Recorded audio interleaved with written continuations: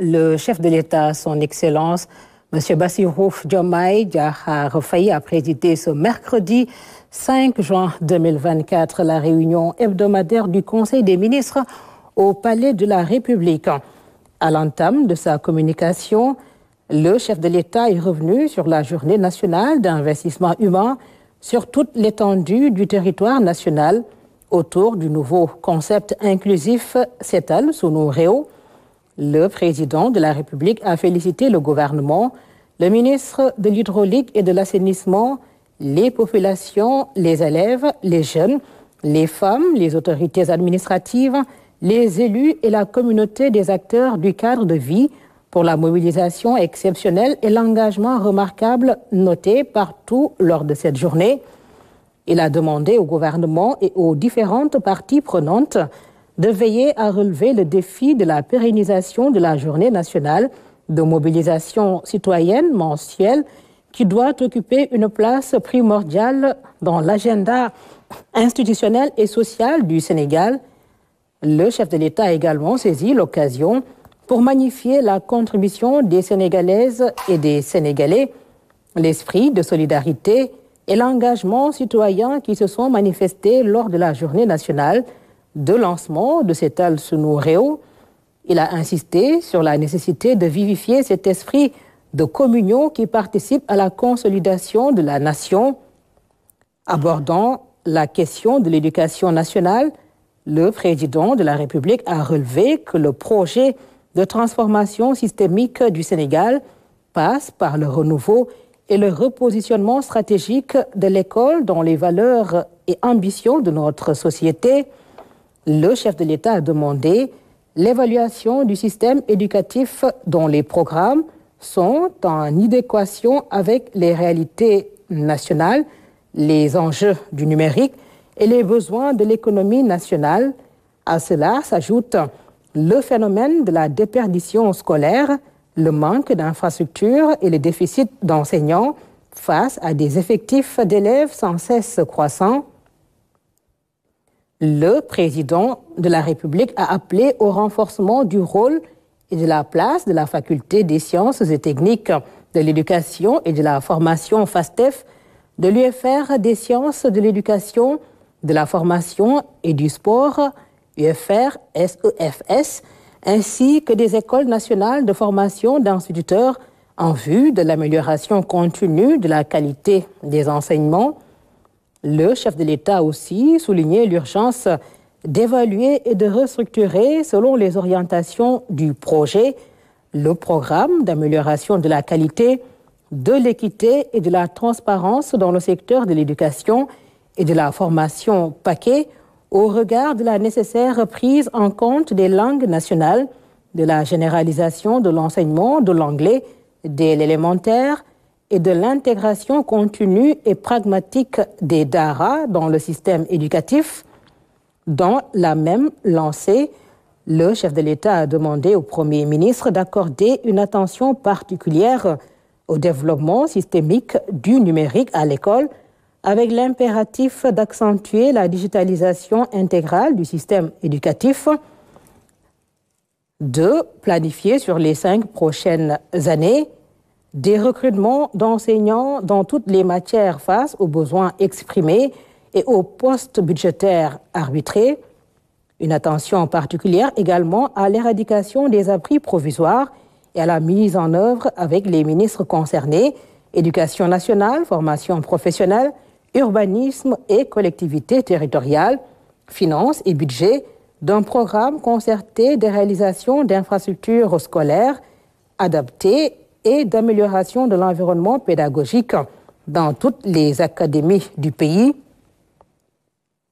Le président de la République a également demandé au Premier ministre d'engager une réflexion sur le financement durable et soutenable du système éducatif avec l'implication des ministres concernés et de toute la communauté éducative.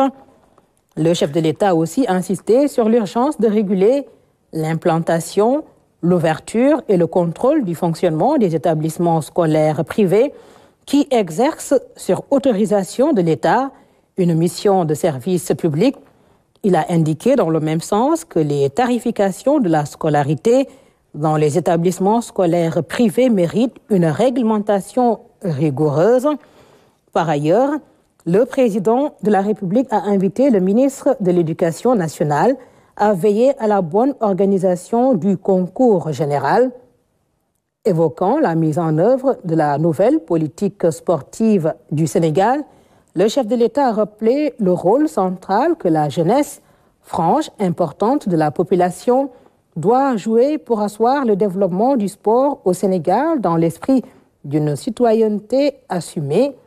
Il a dès lors demandé au gouvernement de prendre les mesures visant à renforcer la pratique du sport dans toutes les écoles et universités du Sénégal et à relancer les compétitions sportives scolaires et universitaires sur l'ensemble du territoire national. Dans la même foulée, le président de la République a indiqué la nécessité de redéfinir le cadre juridique global du sport au Sénégal. À ce titre, il a invité le ministre en charge des sports à évaluer, 40 ans après son entrée en vigueur, la loi numéro 84-59 du 23 mars 1984 portant charte du sport et a préparé un projet de loi consensuel codifiant le sport national dans toutes ses dimensions scolaires, universitaires, haute compétition, amateurs, formation, encadrement et financement. Le président de la République a demandé au Premier ministre de mettre en œuvre un cadre innovant et maîtrisé de financement des disciplines sportives et des hautes compétitions nationales et internationales. Par ailleurs, le chef de l'État a demandé au ministre en charge des sports de proposer avant fin juillet 2024, sous la supervision du Premier ministre, une nouvelle politique efficace et efficiente de construction, de réhabilitation, d'entretien et de gestion de toutes les infrastructures sportives du Sénégal. Le président de la République a en outre invité le ministre de la Jeunesse, des Sports et de la Culture à rénover le système de fonctionnement et de coordination des activités de vacances, les NAVETAN, en cohérence avec la politique de promotion d'une citoyenneté active et constructive. Il a aussi demandé au ministre en charge des Sports de prendre les dispositions appropriées en rapport avec le Comité national olympique et sportif sénégalais, CNOS, pour la bonne préparation de la participation du Sénégal aux Jeux olympiques Paris 2024. Enfin, le président de la République a demandé au ministre de la Jeunesse, des Sports et de la Culture de rendre compte régulièrement du suivi de l'organisation au Sénégal des Jeux olympiques de la jeunesse Dakar 2026. Dans sa communication au Conseil, le Premier ministre a relevé la bonne dynamique impulsée par la Journée nationale du Seetal Sunu Réew en termes de mobilisation citoyenne, en rappelant la priorité à accorder au renouveau du service civique. À cet égard, il compte, en relation avec le gouvernement, mettre à profit les prochaines vacances scolaires pour ancrer cette dynamique par la mobilisation de volontaires, notamment dans la réhabilitation des écoles publiques, le reboisement et l'assainissement. Le Premier ministre a ensuite mis l'accent sur un ensemble d'initiatives à mettre en œuvre pour intégrer les bonnes pratiques en matière d'hygiène et de propreté dans les politiques des départements ministériels, afin de conférer au Sénégal le label d'un pays propre. Dans ce cadre, il a souligné la nécessité d'ancrer cette exigence notamment dans les hôpitaux, centres et postes de santé, ainsi que dans les secteurs de l'éducation, du tourisme, de l'industrie, du commerce, de la restauration, du transport public et du secteur aéroportuaire. Le Premier ministre a par ailleurs attiré l'attention des ministres concernés sur la vigilance à observer pour éviter toute rupture d'approvisionnement en médicaments essentiels. Il a aussi appelé à prendre toutes les dispositions nécessaires pour régulariser la situation des élèves en classe d'examen ne disposant pas de papier d'état civil. Le Premier ministre a également évoqué la nécessité de résoudre la problématique de l'accès au logement dans les campus universitaires au regard du nombre important d'étudiants recourant à la location auprès de privés. Il a aussi relevé la priorité à accorder aux actions de réduction de la facture d'électricité des administrations publiques. Le Premier ministre a ensuite fait part des préparatifs de sa déclaration de politique générale devant l'Assemblée nationale prévue au cours des prochaines semaines.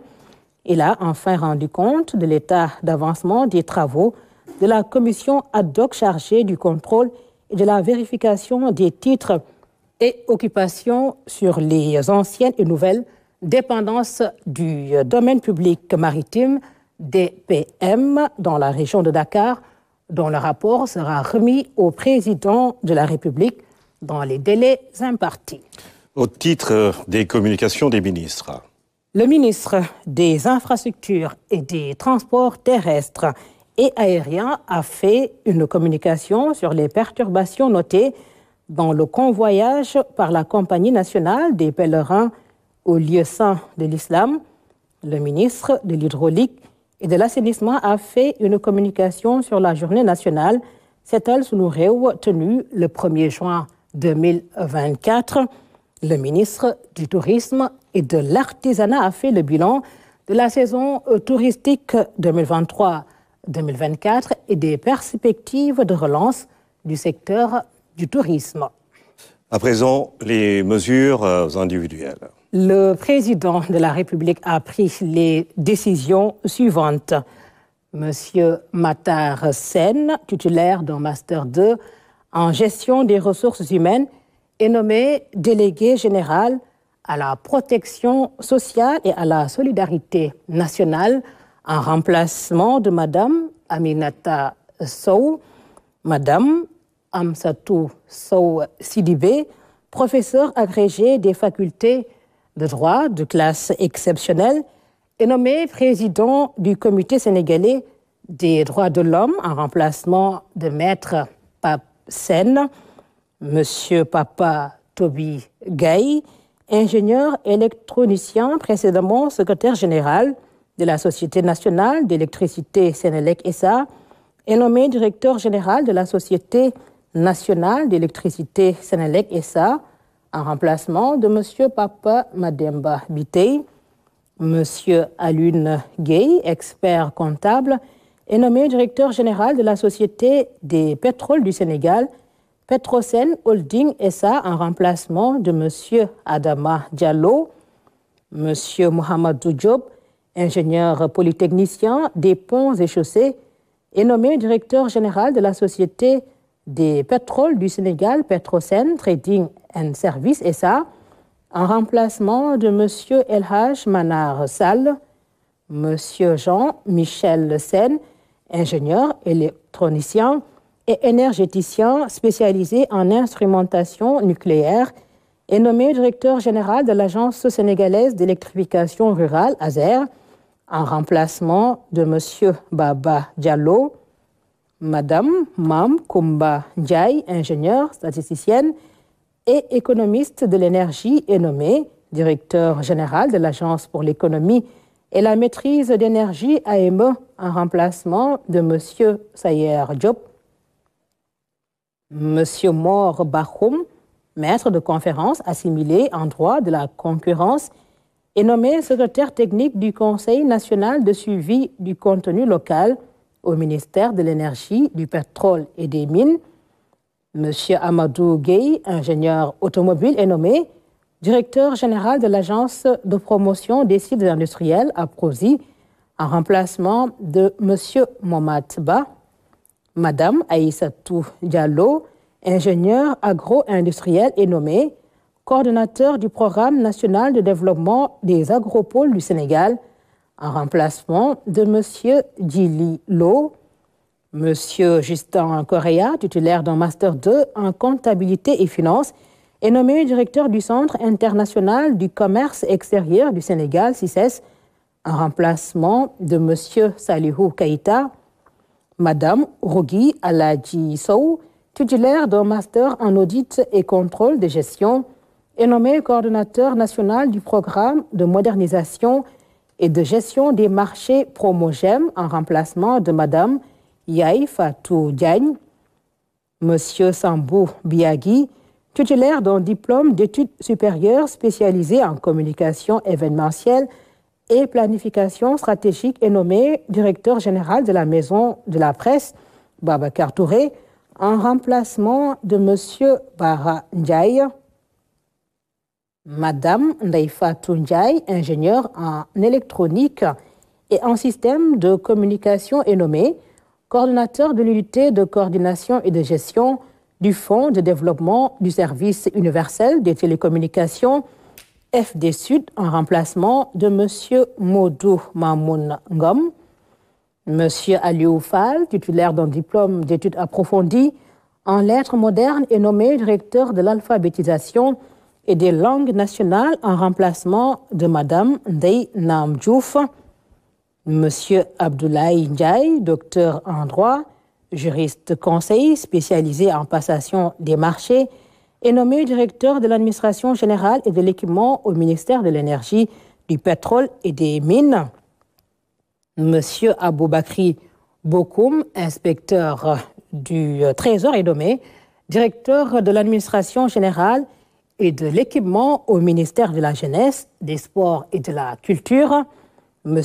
Al-Hassan Diop, économiste spécialiste en gestion des entreprises et de projets, est nommé directeur de l'administration générale et de l'équipement au ministère des Pêches, des infrastructures maritimes et portuaires, en remplacement de M.